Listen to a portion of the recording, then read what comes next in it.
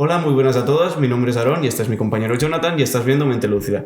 En el primer podcast de hoy, después de mucho tiempo, estamos hablando de deportes, concretamente deportes de contacto.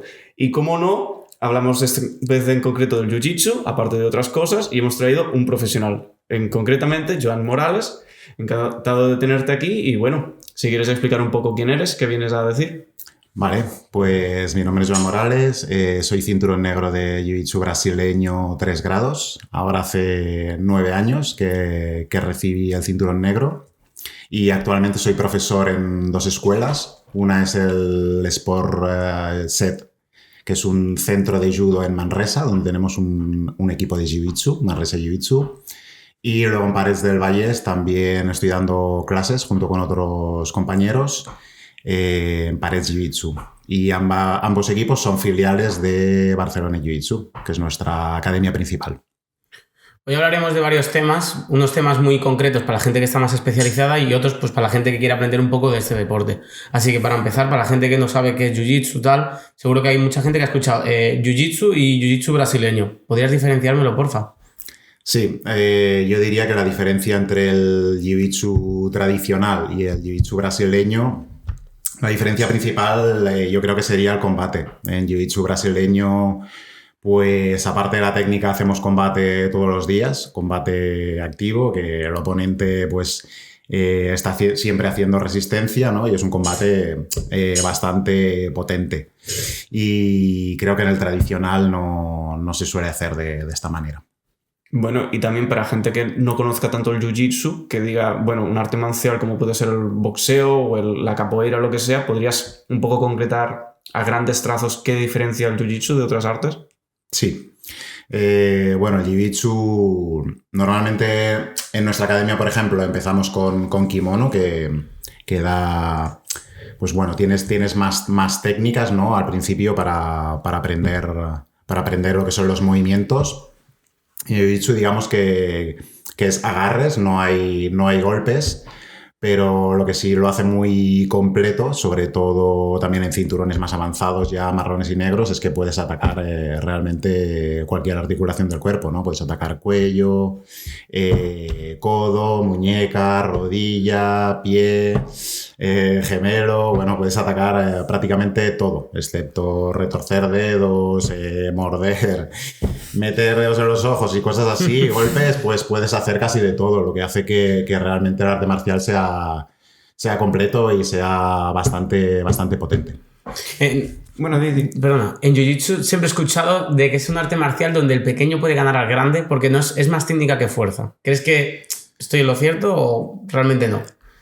A ver, bueno, obviamente hay diferencia de 60 kilos a 120, eso es claro. Sí, bueno, digamos que existen casos, es decir, si el luchador es mucho más completo, mucho más técnico que el otro, sí, existen casos en que luchadores ligeros han ganado a luchadores muchísimo más pesados, con una diferencia de peso enorme. Pero siempre cuando hay una diferencia de técnica y de nivel bastante importante. Si el nivel de técnica y tal es similar, bueno, esta es una guerra ahí difícil porque el peso al final es importante. Por eso en Jiu-Jitsu hay diferencias de peso, ¿no? Hay categorías de peso cada 6 kilos, ¿no? En la Federación Internacional. Aunque luego es lo que tú dices, luego está la categoría absoluta, ¿no? Que tú te puedes apuntar, da igual si pesas 60 kilos que si pesas 120.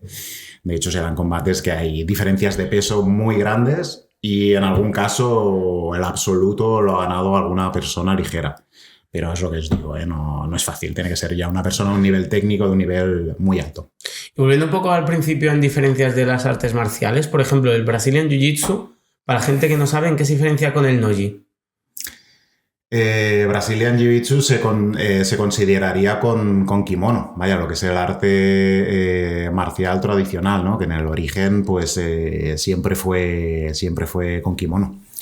Después, pues la versión más moderna, pues bueno, ya se ha quitado el kimono, ¿no? Actualmente, pues el no-gi está muy potente, ¿no? Porque visualmente es como más bonito de ver, es más rápido, todo es mucho más dinámico y entonces para el espectador hace que sea más atractivo. Pero en mi opinión, con kimono el nivel de técnicas que tienes es mucho mayor. Practicando, bueno, me parece más interesante con kimono. Siempre diciendo esto, que sin kimono pues la dinámica es mucho más rápida. Bueno, yo lo que quería preguntar antes era por motivos para introducirse al Jiu-Jitsu, pero más o menos lo ha contestado, pero bueno, si quieres, en plan, alguien que quiera empezar en Brazilian Jiu-Jitsu o Jiu-Jitsu normal o Nogi, ¿qué motivos tendría para querer empezar? Aparte de lo que ya hemos dicho. Bueno, nosotros, por ejemplo, en nuestras academias tenemos bastantes miembros pues, de seguridad, policía, Mossos, etc. O sea, al final, un poco la idea es aprender a defenderse y luego o a realizar un buen control entre una persona que está violenta, ¿no? Y luego, pues también hay otro tipo de gente pues, que viene pues, simplemente pues a divertirse, a aprender, ¿no? Y bueno, y aprender a defenderse, pero que viene pues básicamente a disfrutar, ¿no? Un poco. Bien, pues ahora ya pasando como a una de las competiciones más grandes en artes marciales que digamos, que sería la UFC, me gustaría preguntarte, tú que eres un profesional, ¿quién es para ti el mejor en Jiu-Jitsu de la UFC? El mejor en Jiu-Jitsu de la UFC, bueno, pues los números están ahí. Pues sería Charles Oliveira, ¿no? Que creo que es el que tiene el récord de finalizaciones de UFC. Además, un luchador súper completo, realmente puede hacer de todo, puede finalizar cuello, brazo, pierna, las transiciones son muy buenas, tiene buenos derribos, muy buen control de espalda, realmente tiene el pack completo y además arriba sabe pegar también. ¿Pero no crees que Charles, por ejemplo, yo siempre he escuchado que recibe muchos golpes de pie o crees que está bien? Sí recibe. Claro, en pie a lo mejor no sería su parte más fuerte, pero bueno, ya ha noqueado algunas luchas, también ha noqueado algunos luchadores, ¿no? Entonces, pero claro, es que en MMA al final, para llevar al suelo, tarde o temprano, la mayoría acaban recibiendo, por un lado o por otro. No es fácil llevar a alguien a tu terreno. Bien justificado, la verdad. Y bueno, esto también será un poco más subjetivo, pero ¿y fuera del UFC en general, el mejor? Fuera del UFC, ¿te refieres a grappling, a kimono? Bueno, yo diría... No, yo diría más a Jiu-Jitsu. O sea, kimono, ¿no? Sí, kimono. Nos referimos a kimono. Kimono, bueno, hay varios ahora que están ganando grandes torneos. Por ejemplo, el año pasado creo que Diego Pato fue uno de los más importantes. Creo que ganó el Grand Slam, ¿no? Ganó el europeo, el mundial, el brasilero. Y luego Tainan Dalpra, también, que es alumno de los Méndez. Es otro de los que está empezando a ganar todos, joven, y aún tiene bastante carrera por delante. Luego también uno, pero no sé si es Jiu-Jitsu o Nogi, solo Nogi. ¿Ryan puede ser? Sí. Lo que no me acuerdo del apellido. Sí, Gordon Ryan. ¿Qué tal? ¿Cómo lo ves? Bueno, bien. Con datos en la mano, pues es podríamos decir que es el mejor grappler de la historia, ¿no? Lleva, pues es que ya ni lo sé, cuántas luchas lleva sin perder, lleva un montón de años ganando todas las luchas, finalizando prácticamente a todo el mundo. Pues a día de hoy Gordon Ryan no tiene rival. Hablamos sin kimono, ¿no? Hablamos sin kimono, Nogi. Vale. Sí. Él se especializó en Nogi y bueno, hace años que es lo único que hace. Bueno, me has dicho antes del podcast que estás muy metido en la UFC, así que esta pregunta seguro que me la sabes responder y habrás visto que Alexandre Topuria, el hermano de Ilia Topuria, sí, ha debutado. Sí. ¿Cómo ves su trayectoria? Bueno, honestamente solamente le he visto la lucha del UFC y alguna más que tenía por ahí. Bueno, la verdad que lo que vi pues lo hizo muy bien, ¿no? Con buen golpeo, tranquilo, buena lucha, le metió al otro un suplex bastante potente, la verdad. Y bueno, tiene pinta de que va a ser un hueso, de que va a ser un luchador potente. Ahora, ya llegar a las alturas que ha llegado Ilia, el hermano, bueno, ya veremos. ¿Crees que no puede llegar a ese nivel? No lo sé. es difícil llegar a un nivel tan alto, ¿no? Imbatido, haber ganado el título, no quedado Holloway, bueno, parece difícil. Realmente, lógicamente, no quito que lógicamente haya tenido un montón de dedicación, un montón de técnica y todo lo que tú quieras, pero puede ser que la genética también tenga mucho que ver, porque es mucha casualidad, en mi opinión, de que los dos hermanos sean dos bestias. Sí, seguramente hay una base genética, pero también creo que los dos empezaron de muy pequeños, ¿no? De bastante niños a entrenar. También en el origen de su país, pues la cultura de la lucha es una cosa súper arraigada, empiezan de muy pequeños y todos estos países de origen del este, ¿no? Pues bueno, es que están llenos de judokas, de wrestlers, de luchadores de élite. Allí la cultura de la lucha es el pan de cada día, realmente. A mí lo que me flipa mucho de Alexandre, no sé si has visto algunos vídeos, cuando Topuria va a pelear, de que Alexandre lo que hace es imitar mucho a los rivales. No sé si lo has llegado a ver. Que se imita muy bien. Sí, he visto alguna cosa. Sí. Porque veo muchos de Topuria, yo que sé, había uno, es que no me sé los nombres, que iba a pelear contra uno que era un grappler que hacía mucho, rodaba y hacía llave de pie, ¿sabes? Solo rodaba. Ryan Hall. Y vi un vídeo de Topuria preparándose y estaba el Alexandre todo el rato haciendo la llave esa, todo el rato probando y imita muy bien, en mi opinión. Sí. Siguiendo un poco con los hermanos Topuria, ¿qué crees que pasará si Ilia Topuria se enfrenta a Makhachev? Bueno, he escuchado hace unos días que Makhachev le ha dicho a Topuria que tiene que ganarse su derecho a luchar contra él. Son de categorías de peso diferente. Topuria ya ha barrido las 145 libras. Le queda alguno más ahí por pelear, pero vamos, ha barrido la división y Makhachev ha hecho lo mismo con la suya. Entonces tiene cierta lógica que se enfrenten, pero bueno. La verdad es que la diferencia de peso es otra categoría de peso. Yo pienso que Topuria lo tendría complicado. Es un oponente 10 libras más pesado.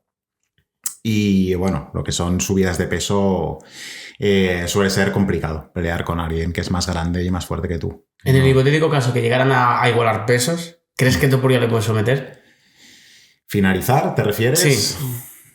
Ojalá, pero yo honestamente no lo veo. De hecho, es Makhachev el que está finalizando a todos, ¿no? Con el darts este que hace. Sí.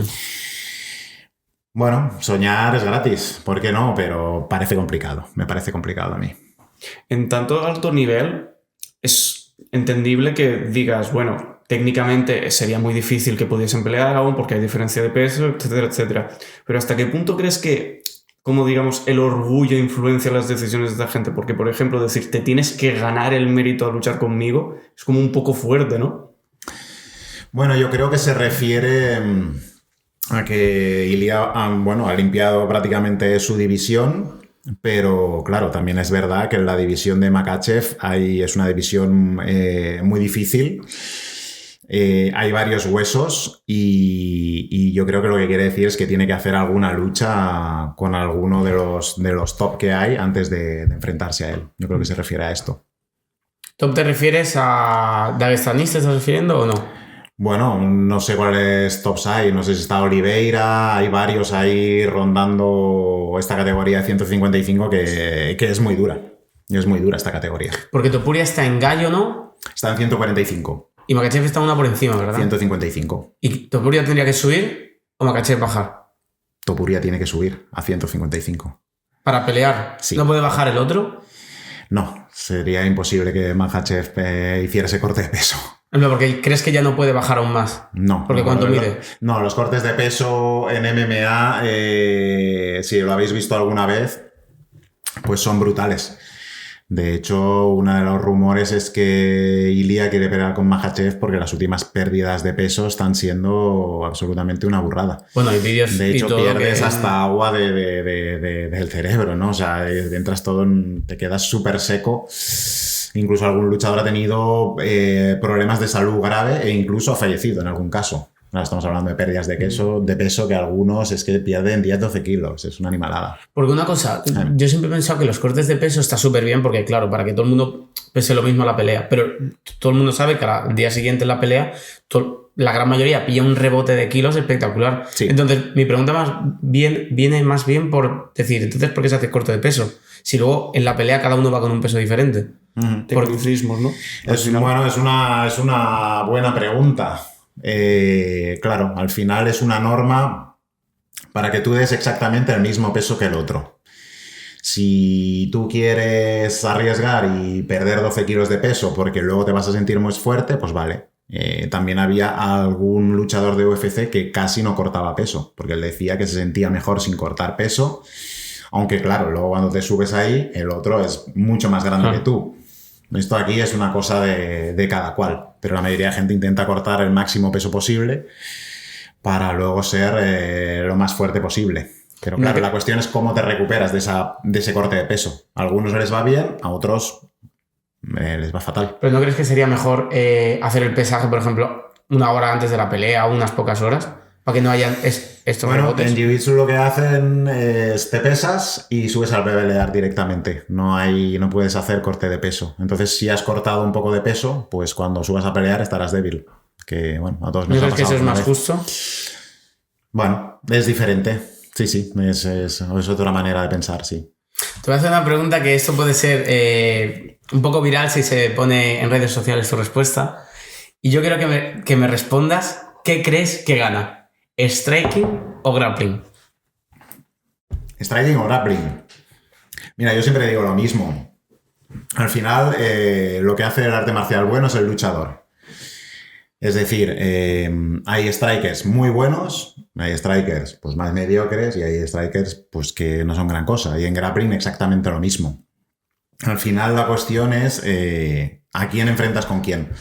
Yo nunca me gusta decir que un arte marcial o que el striking es mejor que el grappling. Yo creo que son diferentes. Al final es el luchador el que hace el método. Pero si se peleara uno muy top de grappling contra el más top de striking, ¿qué crees que pasaría?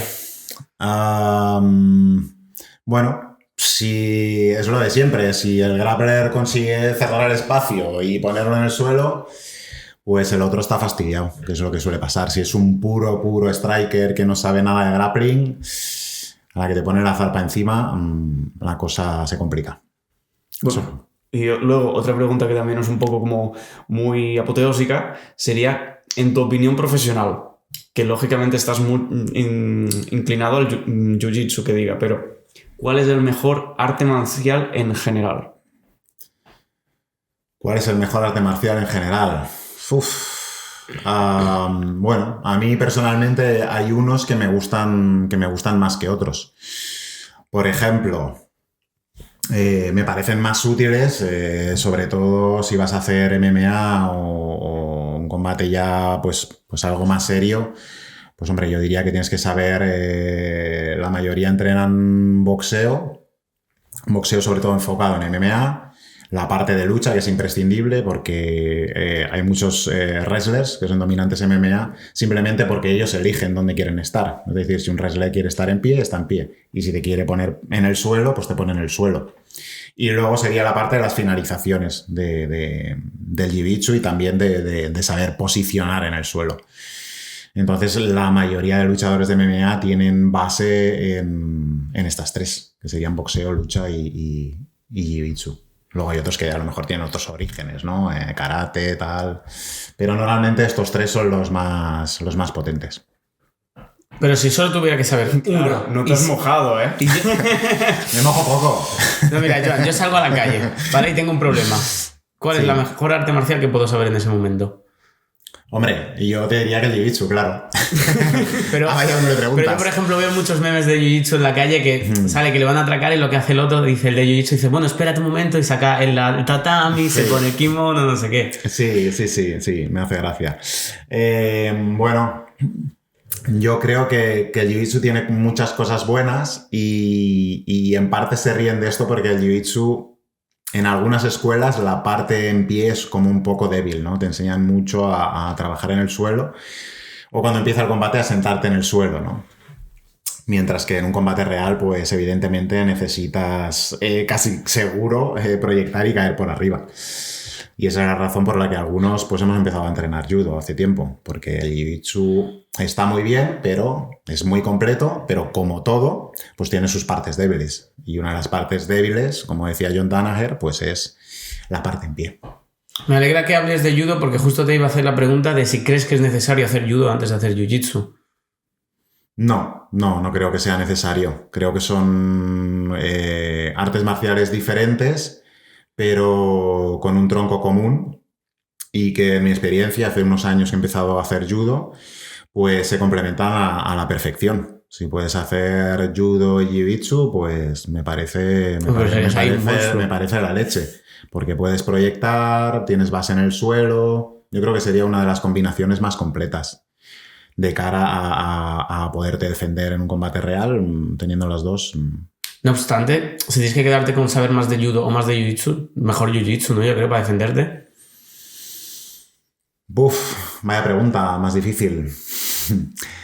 Yo creo que ambas son útiles. Porque también un buen judoka, los que entrenamos judo, pues sabemos perfectamente los agarres tan bestias que tienen los judokas y la potencia que tienen a la hora de proyectarte. Es decir, un buen judoka, si te tira al suelo en un combate fuera, en la calle, no te vas a levantar, te lo aseguro.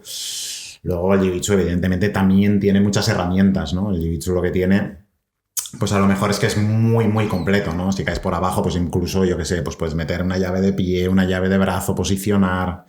Pero ambos tienen cosas muy buenas, realmente. También hablando de judo y jiu-jitsu, por ejemplo, ¿cuál dirías tú que es el más difícil? En plan, ¿cuál es el cinturón más difícil de conseguir? El cinturón más difícil de conseguir...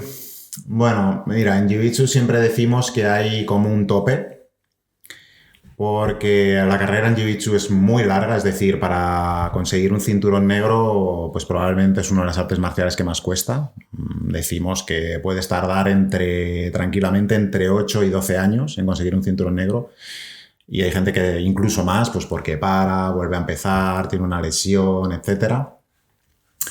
Entonces, bueno, es un arte marcial de largo recorrido, diríamos. Necesitas mucho tiempo para aprender y para consolidar lo que sabes. Pero entonces, ¿el cinturón más difícil de conseguir del mundo, cuál es? Vale, pues esto, lo que te decía, como tardas muchos años en conseguir el cinturón negro y es un camino muy largo, siempre decimos que, por ejemplo, el primer corte importante sería cinturón morado. ¿Por qué? Porque para conseguir un cinturón morado, en muchos casos necesitarás 5 o 6 años de entrenamiento, que es lo que conseguirías en otro arte marcial. A lo mejor conseguirías casi tener el negro, ¿no? Entonces en jiu-jitsu a lo mejor a los 2 años consigues el azul y dices, si ahora tengo que estar otros 3 años mínimo entrenando duro para conseguir el cinturón morado. Y hay gente ahí pues que ya abandona. Luego ya si consigues el morado, marrón en muchos casos, normalmente la mayoría de gente que consigue el marrón pues normalmente sigue entrenando. Para la gente que esté escuchando esto y no sepa mucho de los cinturones, ¿quién decide el cinturón que se merece cada persona? Pues el cinturón lo decide tu profesor, tu maestro, con tu trabajo diario. Es decir, es una evaluación continua en que el profesor va observando cómo evolucionas y no hay exámenes, ¿no? Digamos como hay en otras artes marciales en que te hacen un examen y si lo pasas ya está. No, aquí el examen es cada día entreno y guerra, y cuando el profesor cree que estás preparado para el siguiente nivel, pues entonces es cuando te gradúa. O sea, tú, por ejemplo, en una clase puedes decir, oye, Pedro, creo que te mereces el azul, toma. Sí. Normalmente, claro, siempre tiene que haber un mínimo de técnica, un mínimo de tiempo, experiencia, cómo posicionas, pero sí. Lo que pasa es que normalmente en la mayoría de gente sí que hay un número de años para conseguir el cinturón. Normalmente para azul pues pueden ser 2 años, para morado pueden ser otros 3, para marrón otros 3 y luego otros 3 para negro.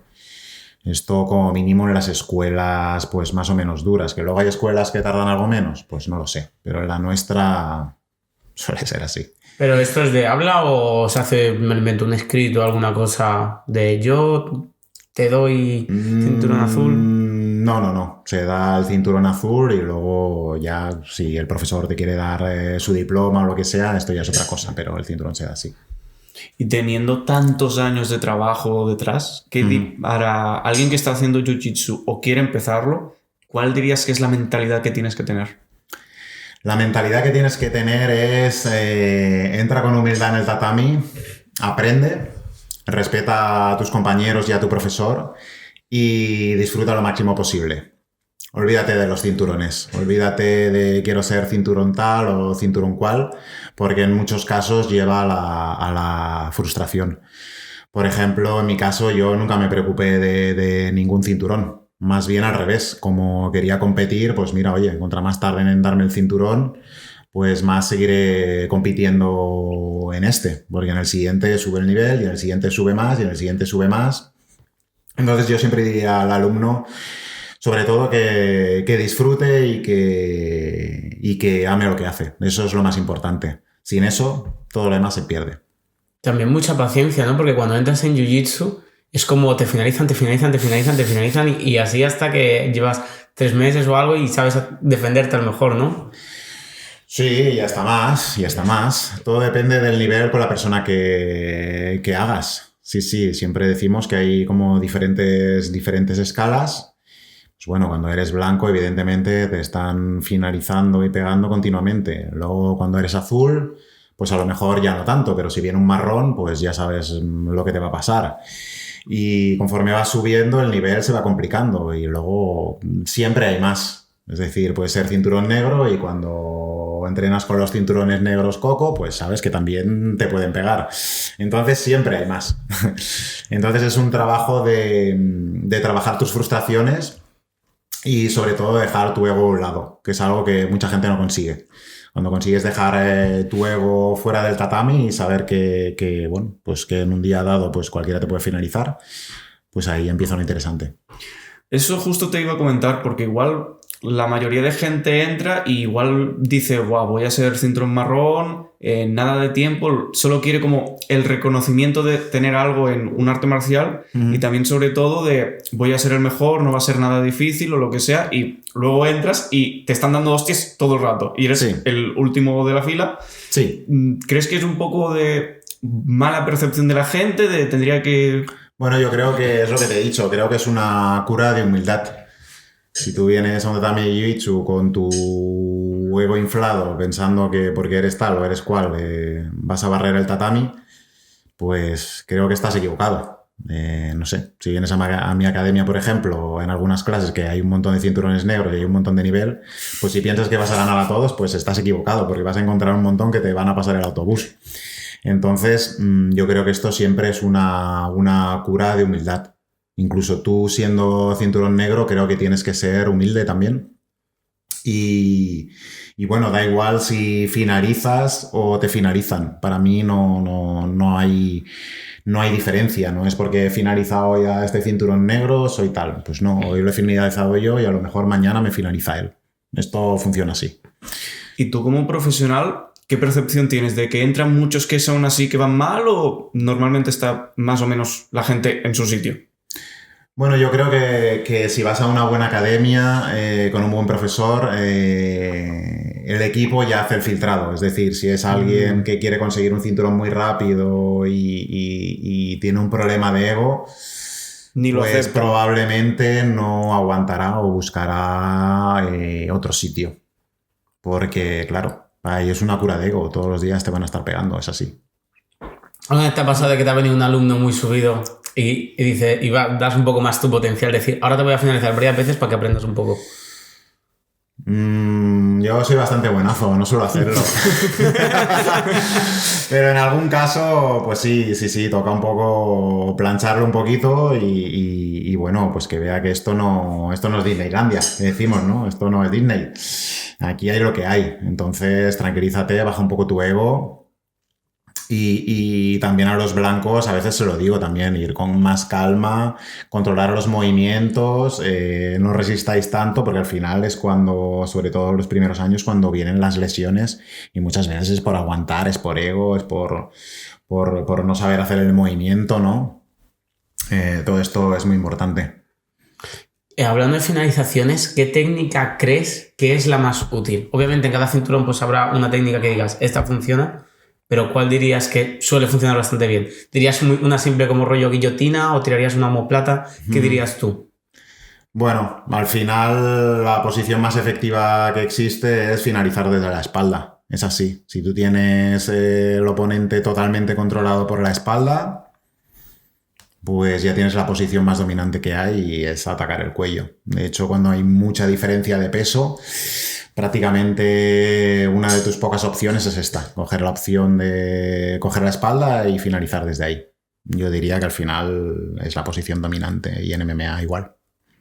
Claro, yo esperaba que me dijeras una técnica muy concreta porque te voy a hacer la siguiente pregunta de qué técnica crees que tienes que saber escapar. Porque en TikTok o en redes sociales siempre hay de cómo escaparte de la llave de brazo, cómo escaparte de una guillotina.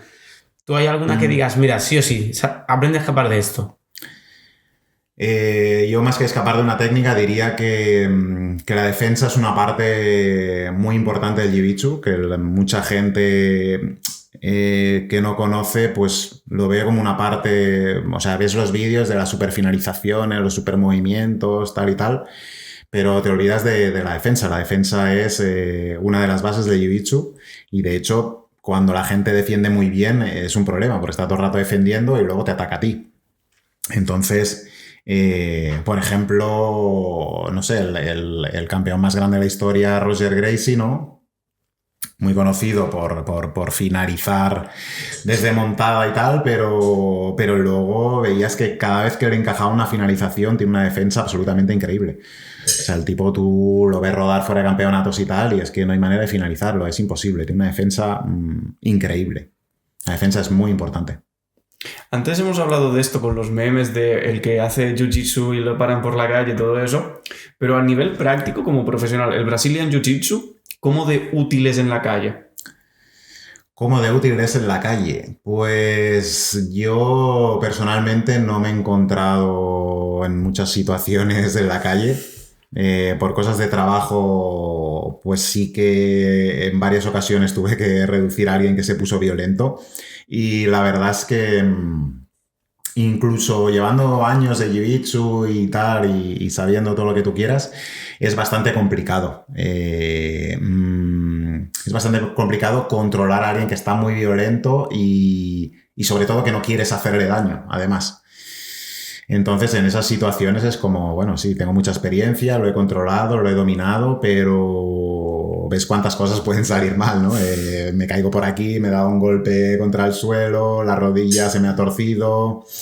Ves que realmente en situaciones de peligro es muy efectivo, es súper efectivo, pero al final es como todo, con control y tampoco te consideres un héroe y te aparezcan 2 o 3 allí y te creas que vas a hacer virguerías porque no es así. Y justo en el caso contrario de decir, la gente que dice esto no me va a pasar de que lo necesite nunca en la vida y si me pasa será una cosa muy técnica, muy complicada que no sabré. La gente que simplemente pasa de hacer artes marciales porque dice no lo voy a necesitar, ¿qué opinas de ella? Bueno, pues es su opinión. También es verdad que aquí en nuestro país, en principio, no deberías de tener muchos problemas, pero la verdad es que a veces pasa. Entonces yo siempre lo digo, más vale tenerlo y no tenerlo que utilizar, ¿no? Pero si lo tienes, pues ahí está, lo tienes de herramienta. Además siempre digo que el jiu-jitsu, aparte de toda la parte física, autodefensa que te da, pues también está súper importante todos los valores que te aporta, ¿no? Un poco el respeto, la disciplina, la paciencia, vamos, lo que sería el Bushido, ¿no? El código del samurái. Todo esto en nuestra sociedad moderna que realmente está súper enferma y ha perdido la mayoría de valores, en mi opinión. Pienso que el jiu-jitsu es súper importante en esto porque te tiene que dar una serie de valores para aplicar en tu vida. ¿Qué opinas, Joan, de los vídeos estos que sale, vas por la calle y si te sacan una pistola o un cuchillo haces esto? ¿Qué opinas? Pues que el cementerio está lleno de héroes. Dicen que el mejor deporte para esto es el atletismo, de salir corriendo y ya está. Si te sacan una pistola o un cuchillo, pues nada, otra cosa es, no sé, que le vayan a hacer daño a tu familia. Pues entonces ahí hasta el fin del mundo. Pero lo normal es, si te sacan un cuchillo o una pistola, pues toma y hasta luego. Intentar salvar tu vida. No hacer de héroe, creo yo. Por muy bueno que seas, nunca lo recomendarías, ¿no? Aunque estén cerca de igual podrías agarrarlo o lo que sea. No lo recomendaría. Esto son muchas películas. Sí. Hay mucho meme de decir levanta y ya está en el cielo. Sí. Has hablado de lesiones, entonces, ¿crees que el jiu-jitsu es muy lesivo? Pues esta es una pregunta muy buena. ¿El jiu-jitsu es muy lesivo? Pues mira, si lo haces bien, no es más lesivo que otros deportes o que otras artes marciales. Es decir, si tienes un buen profesor que te enseña. Sobre todo al empezar, controlas el sparring, no vas a lo loco, haces las posiciones que se te han enseñado, vas con control. Si haces todo esto, o luchas con graduados que saben más y te van dejando un poco para ver por dónde vas, si haces todo esto, el jiu-jitsu no es especialmente lesivo. Es decir, es falso que no, el jiu-jitsu es muy lesivo. No, falso, no es muy lesivo. Es muy lesivo si no sabes lo que estás haciendo o si vas a lo loco. Si vas con control, realizas bien los movimientos, no hay un choque de egos en que los dos van como locos a ver quién pilla a quién. Si haces todo esto, no es más lesivo que otros deportes, o ya no digamos el fútbol o este tipo de deportes que en realidad son súper lesivos. Ahora, si vas a lo loco, claro, pueden haber lesiones graves, evidentemente. Antes de profundizar más en lesiones, me gustaría hablar de una cosa que vi el otro día, que son, las orejas de coliflor. Sí. Bueno, sí, explica qué es la oreja de coliflor por si alguien escucha esto y no sabe qué es. Pues la oreja de coliflor es esto de aquí, esta duricia de aquí. Que, a través de los años, con el roce del kimono, encajas estrangulaciones, no sé, te encajan una guillotina, triángulo, intentas salir, se queda un poco atrapada y se va rompiendo parte del cartílago que luego se endurece. Entonces, básicamente es eso. Lo que pasa es que, claro, hay luchadores que se lo van dejando y acaban con unas orejas, pues, totalmente destrozadas. Bueno, a lo que vengo es de que vi un vídeo de un chico que decía, es que quiero las orejas coliflor porque, claro, en las artes marciales es como, cuidado, Entonces, sabe algo, hace artes marciales. Y vi un vídeo de un chico que se ponía la oreja contra la mesa y se lo empezaba a martillar. Sí. ¿Hasta qué punto crees que esas cosas están bien? Bueno, pues es absurdo porque, mira, Roger Gracie, el mayor campeón de la historia, pues no tiene orejas de coliflor y le pega a todos los que tienen orejas de coliflor. Entonces, no sé, si te salen, pues cuídate la oreja y tal, pero vamos, destrozártela para aparentar, pues es ridículo. Es peor que solo querer hacerlo por el cinturón, en plan. Es decir, hablando ahora, volviendo a lo de las lesiones, por ejemplo, la técnica como, igual me lo invento, pero la más popular, digamos, es el mataleón, diría, ¿no? Uh-huh. ¿Dirías que el mataleón podría ser peligroso para alguien que sepa o para alguien que la está haciendo de no sabe mucho? Bueno, en gimnasio, si ya sabes lo que el otro está haciendo y el mataleón o la estrangulación de solapa pues está muy pasada, pues ya sabes que tienes que picar o te vas a quedar dormido.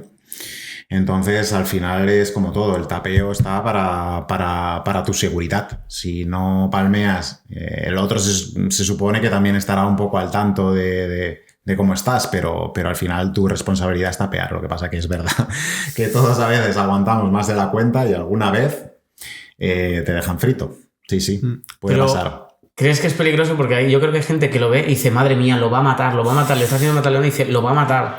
Bueno, llega un momento que si la persona no palmea te quedas inconsciente. El problema es si el otro sigue apretando y no suelta, pues claro, sigue sin fluir sangre al cerebro. Con lo cual, si lo aguantas mucho rato, evidentemente es peligroso. Lo que sería cebarse mucho de... Está dormido ya la persona y sigues apretando sin parar. Has de estar rato. Bueno, eso ya es con un poco de maldad. A ver. Claro, si el otro ya lo ve, pues ya En lo vas competición. a soltar inmediatamente. Y en competición el árbitro En rápido. competición si el no- árbitro está para eso, sí. ¿Y hasta qué punto crees que es importante tapear? Pues, hombre, tapear es importante. Es decir, si la finalización, ya sea estrangulación, llave de brazo, llave de pie, lo que sea, está bien encajada, pues muchas veces es más seguro tapear que aguantar. Lo que pasa que, bueno, es lo de siempre. Pues en competición o a veces en el gimnasio estás en caliente y la gente no quiere tapear. Pues corres el riesgo de hacerte daño. Y ya a todos nos ha pasado alguna vez, o más de una vez, de aguantar y al final pues te acabas haciendo daño y es un poco absurdo, pero a veces pasa. ¿Crees que hay técnicas que una vez que te la encajan como un mataleón tienes que tapear sí o sí y decir, mira, ya ni te molestes y tapea? Bueno, ya cuando llevas un tiempo y más o menos sabes, la gente lo intenta defender. Otra cosa es, claro, llega un punto ya en que ves que está tan encajado que ya empiezas a ver lucecitas, pues cuando empiezas a ver lucecitas, pica porque te vas. Si te tienen un mataleón y tienen los dos pies con engancho, ya sí que chao, tapea. Si está muy encajado y la persona está alineada en tu espalda, está bien colocado y está muy encajado, claro, difícil salir, sí. ¿Y crees que, por ejemplo, con la llave de brazo se debería tapear rápido? Porque yo he visto vídeos de gente haciendo como una llave de brazo con un trozo de madera, bueno, un tronquito, y hasta partirlo, ¿sabes? Entonces, ¿crees que con llave de brazo se debería tapear rápidamente? Bueno, pues exactamente igual que en el resto de técnicas. Si está muy encajada, ya ves que tienes el brazo en hiperextensión y el codo está ahí que agarre, pues evidentemente tienes que picar o de lo contrario te arriesgas a que te saquen el codo del sitio. Es así. ¿Has llegado a ver alguna cosa bastante hardcore en el gimnasio o no? Bueno, nosotros la verdad que entrenamos con bastante seguridad, pero sí que alguna vez pues hay alguna lesión grave. Pero bueno, como en cualquier otro deporte, ni más ni menos. Claro, a veces pasa. ¿Hasta qué punto? Porque claro, cuando te la están haciendo a ti, igual estás como muy nervioso, no, lo notas, pero no tienes la cabeza viendo de me la han encajado perfecto. ¿Hasta qué punto es responsabilidad de el que lo hace, de lo está haciendo, de que le puede partir el brazo? ¿Y hasta qué punto es responsabilidad del que no está tapeando? Uh-huh. Bueno, en teoría, claro, es responsabilidad del otro tapear. Aunque también, claro, si ya tienes cierto control y ya ves que está encajadísima y el otro no quiere picar, pues alguna vez a lo mejor lo acabas hasta soltando porque dices, mira, es que ya te iba a romper, esto no tiene sentido, lo acabas soltando. Ahora, si los dos van a lo que van y ninguno quiere soltar, pues al final puede haber lesión, claro. Y ¿has llegado a ver que, por ejemplo, alguien le hace una llave y el otro no puede tapear y el otro seguir? Porque, claro, imagínate que tiene el brazo bloqueado y no puede tapear y el otro sigue porque dice, no está tapeando. Sí. Y ver de, hostia, lo que le ha hecho. Sí, puede pasar, pero bueno, para eso tienes los pies también. Puedes pegar con el pie. Ah, ¿se puede tapear con el pie? Sí, puedes tapear con el pie porque a veces puede pasar que tengas los brazos bloqueados o puedes gritar directamente. Es decir, si tú gritas es un verbal tap que se llama. Porque a veces hay finalizaciones que te las encajan tan bien que es que directamente no te da tiempo ni a palmear y entonces gritas para que te suelten. Bueno, hablando de gritar, tengo entendido de que tienes que tener un poco de cuidado si estás compitiendo y haces ruido mientras te hacen una llave, que a lo mejor tú haces ruido como de esfuerzo y a lo mejor el árbitro puede malinterpretarlo, ¿no? Sí, claro, que estás como en competición no debes de gritar ni nada porque se puede considerar un verbal tap, sí. Bueno, de esto supongo que también conocerás el caso, que es el caso de Pritchard Colon, que era de UFC, ¿puede ser? Era un boxeador. Era un boxeador que le dieron en la nuca y cayó al suelo y se quedó, no sé si perdió parte del cerebro o bueno, perdió funcionalidad en el cerebro, no podía caminar, no podía hablar y ya se ha quedado así para el resto de su vida. No sé qué opinas de casos como el suyo, si es responsabilidad de el otro que está peleando, si es responsabilidad del árbitro. Ya, bueno, esto es algo más del mundo del boxeo que yo la verdad no conozco mucho. No conozco mucho este mundo, pero vaya, eso es una desgracia que pase algo así. Pero claro, boxeo a veces hay muchos golpes, un golpe ilegal. Al final en todos los deportes puede pasar alguna cosa grave. Se intenta que no, la verdad que para la cantidad de cosas que hacemos, pues pocas cosas graves pasan, pero a veces pasan este tipo de cosas. Tú que has estado tantos años, ¿has visto cuáles son las anécdotas que has visto en un tatami de decir, esto ha sido de lo peor que ha pasado? De lo peor, pues bueno, he visto en Jiu-Jitsu hay lesiones que son más típicas, que son, por ejemplo, las de espalda, porque pasas muchas horas por ejemplo, si estás haciendo guardia, pues pasas muchas horas con la espalda en el suelo, entonces ahí es muy típico protusiones, hernias cervicales, lumbares, todo esto es bastante común. Y luego lesiones de rodilla, porque hay muchos giros, de pasa la pierna por aquí, roto para allá. Entonces de rodilla también hay. Sí, recuerdo un par de lesiones, una o dos especialmente graves, con lesión de rodilla realmente grave. Bueno, un poco pues por lo mismo, por los dos ir por lo loco, uno tiene mal puesta la pierna, el otro le pone encima el peso. Es muy raro, pero a veces pasa. Puede pasar puntualmente. ¿A ti como tal te ha pasado alguna vez? ¿Tienes alguna anécdota? Bueno, como todos los que llevamos muchos años, hemos tenido varios sustos. Sí, una vez pues se me quedó la rodilla pillada y pegué un grito y la persona me soltó. Esto fue en otro gimnasio y ahí me podía haber hecho daño. Y alguna vez me he hecho daño también en la columna, tengo problemas lumbares ya de tantos años de entrenamiento, de desgaste sobre todo, y alguna vez pues también de aguantar demasiado. Pero bueno, es un poco esto. Al final, si entrenas con cuidado, pues la mayoría de lesiones graves se pueden evitar.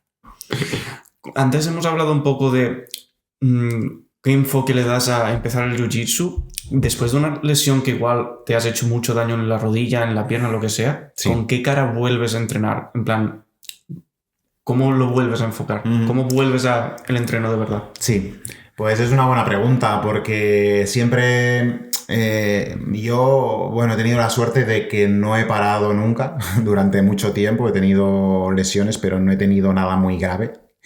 Y al final siempre he acabado volviendo más o menos bien, pero es cierto que al principio, después de una lesión, pues tienes miedo, no sabes muy bien si el cuerpo te va a responder como debería. Vas con bastante miedo y la parte psicológica también es importante, porque claro, al final lo que has tenido es un trauma. No sé, gente que ha tenido lesiones de rodilla grave y hasta un año fuera o más. Luego cuando vuelven, claro, al principio vas con miedo y es normal. Y es normal. Pero al final es irte adaptando poco a poco. Al final, todos los que llevamos mucho tiempo entrenando, pues tenemos lesiones pues más o menos crónicas y al final te vas adaptando a ellas. Vas entrenando con la lesión o con la molestia y te vas adaptando, intentando pues que esa parte de tu cuerpo sufra lo menos posible. Tú, Joan, ya que sabes tanto de Jiu-Jitsu, ¿no has pensado ahora en hacer MMA? No, yo... ¿Por miedo a los golpes o...? Yo ya estoy en una edad que esas cosas ya me quedan muy lejos, por suerte. En algún momento sí lo planteé, me lo pensé hace años, pero bueno, tenía mi trabajo, mi familia, estaba muy enfocado en el Jiu-Jitsu, porque al final pues había épocas pues que me gustaba competir y no daba para todo. Entonces yo creo que por suerte para mí no me dio por seguir ese camino. Pero no creo que es un camino que no sería para mí. Luego, quería hablar también de comunidades de Jiu-Jitsu. Yo, por ejemplo, imagínate ese caso, hago Jiu-Jitsu y quiero conocer a gente, tal. ¿Qué me recomiendas? Hay, yo que sé, hay grupos de WhatsApp, Facebook. ¿Cómo me recomiendas hacer gente de este mundillo? Bueno, tú puedes entrenar en una academia, pero luego la mayoría de academias pues tienen lo que se llama Open Mat, ¿no? Que es, puedes ir un día, a veces lo hacen fines de semana, otro día, y puedes ir allí y entrenar libremente. La mayoría de academias, pues yo creo que te abrirán las puertas sin problemas. Si quieres un día ir a probar, ir a entrenar, pues está esto para que puedas entrenar o rodar con otros compañeros. Y para alguien que ya lleva un tiempo practicando, entrenando, pero no está muy metido, en plan, ¿puedes ponerte en competiciones, me lo invento, de no profesionales o...? Sí, tú te puedes meter en la competición que quieras por tu nivel. Si eres cinturón blanco, pues te metes en esa categoría. O si haces no-gi, pues si llevas poco, pues te meterás en la categoría de nuevo, ¿no? Al final es ponerte un poco en el nivel y en el peso que te toca y apuntarte y ya está. O sea, hay competiciones de gente que acaba de empezar. Hay competiciones de gente que acaba de empezar, sí, o que lleva poco tiempo, claro. Serían las de cinturón blanco o las de novato en no-gi. Sí. No lo sabía. Cuando llevas unos meses, claro, normalmente no te vas a meter ahí el primer día. La gente normalmente pues ya lleva unos meses entrenando y empiezas pues en cinturón blanco. Pero ahí hay competiciones rollo por cinturón blanco, azul. Sí. ¿Pero puede ser de que un azul se meta en una competición de blanco?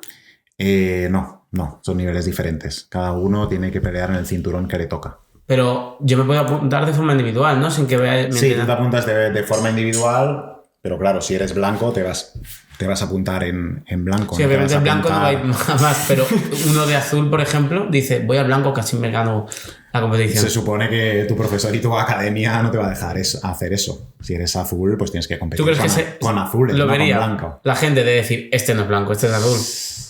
Bueno, si hay mucha diferencia de nivel se vería, pero vamos, esto que yo sepa no se debería hacer. ¿Y crees que los azules, esto lo veo también mucho en redes, de se les suma un poquito el ego de decir, ahora venga, ya no soy blanco y soy azul? ¿O crees que no? Bueno, pues supongo que depende un poco de la persona, pero cuando vas a una academia grande donde hay muchísimo nivel, ves que siendo azul eres eso, un azul, nada más. Y por último me gustaría hablar un poco del ambiente de Jiu-Jitsu, y algo que yo he visto de entrenar Jiu-Jitsu es el ambiente de tan buen rollo y todo tan respetuoso. ¿Podrías explicarme, bueno, para la gente que está escuchando esto, a qué me refiero? Uh-huh. Bueno, yo puedo hablar por mi academia, que es donde entreno, y por el resto de filiales, y la verdad que en la academia Barcelona Jiu-Jitsu, pues el ambiente es bueno.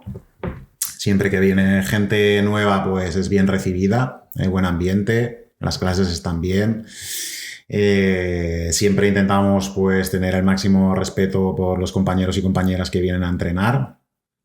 Y bueno, hay una serie de normas, ¿no? También, pues de cuando entras al tatami, pues saludar primero al cinturón negro, luego al resto de graduados. Bueno, tener pues algunas normas de higiene y de decoro básicas, todo este tipo de cosas, cómo se hace la formación. Bueno, una serie de normas de disciplina y de respeto. Sí. Esto también lo he visto, por ejemplo, en comunidades como la de rugby o la de hockey. Y no sé si lo piensas tú también de... Siendo un deporte igual que es muy ido al contacto o igual de una comunidad más pequeña, ¿crees que eso afecta que sea buena comunidad en general, que no haya toxicidad? Bueno, yo ya te digo, yo hablo por mi academia, pero al final toxicidad puede haber en Jiu-Jitsu y en el resto de deportes. De hecho, siempre he oído a veces de alguna academia en algún otro sitio, algún otro país, de plan en rollo tóxico. O sea, al final yo siempre diría que el alumno cuando va a empezar, pues que pruebe varios sitios, que vea cómo es el ambiente, cómo son los profesores, cómo se entrena, cómo está valorada esta academia en general, porque al final todos nos conocemos y sabes perfectamente qué academias son 100% fiables y cuáles a lo mejor no tanto. Entonces yo siempre iría a probar a varias y la que guste más, veas que hay mejor ambiente o que se corresponde más con tus valores, pues ves a esa. Muy bien. Yo quería decirte de cómo es posible que dos personas que no se llevan hacen, por ejemplo, un sparring o una rola y después de haber rolado o hacer el sparring, es que se ven tan bien. No sé si lo has visto de decir, no nos llevamos tal, vamos a rolar, hacemos un sparring y luego hay como una conexión. No sé si sabes a qué me refiero. ¿Cómo es posible eso? Porque desde fuera parece decir, sí, se están metiendo a hostias. Ya. Bueno, al final piensa que si entrenas con cuidado, entrenas con buen rollo, hay mucho contacto físico, entonces con los años, pues algunos de mis compañeros Yo los considero prácticamente como miembros de mi familia. Quiero decir, es que hace 20 años que entreno con algunos o 15 años. Dios. Imagínate, o sea, con algunos tengo más contacto que con algunos miembros de mi familia. Es que es así, directamente. Entonces, claro, se crea un vínculo ahí importante. Sí, es así. Realmente cuando llevas mucho tiempo en una academia o mucho tiempo rodando con tus compañeros y compañeras, pues se hace un vínculo. Es así, sí. Y luego, por último, es una pregunta muy tonta, pero yo veo mucho debate en redes y es, ¿el cinturón se limpia sí o no? Porque he visto gente que dice, es que si limpio el cinturón pierdo mis poderes o cosas así, la he visto de todo. Sí, este es otra de estas cosas míticas del Jiu-Jitsu, ¿no? De, hostia, no laves el cinturón que pierdes los poderes. Bueno, yo creo que mis profesores todos lavan el cinturón y te siguen pegando igual, no pierdes los poderes. Bueno, al final es importante tener higiene, entonces claro, la gente lava el kimono, lava la ropa diariamente y bueno, había un poco el mito este del cinturón no se lava. Bueno, el cinturón acaba lleno de bacterias y de bichos exactamente igual que el resto de ropa. A lo mejor no lo lavas tanto, pero yo personalmente sí lo sigo lavando por un tema de higiene. Pero es verdad que existe el mito este de no, el cinturón no se lava. No, yo sí lo lavaría. Vale. Bueno, estamos ya llegando ya al final del podcast y bueno, no sé si tenéis algo más en el tintero que queráis decir, que queráis comentar. ¿Cómo no quieres que Joan te encaje un mataleón? La verdad que de momento no me apetece mucho. Bueno, llegamos al final del podcast entonces y esto lo hemos hecho siempre, que es la parte de las palabras finales.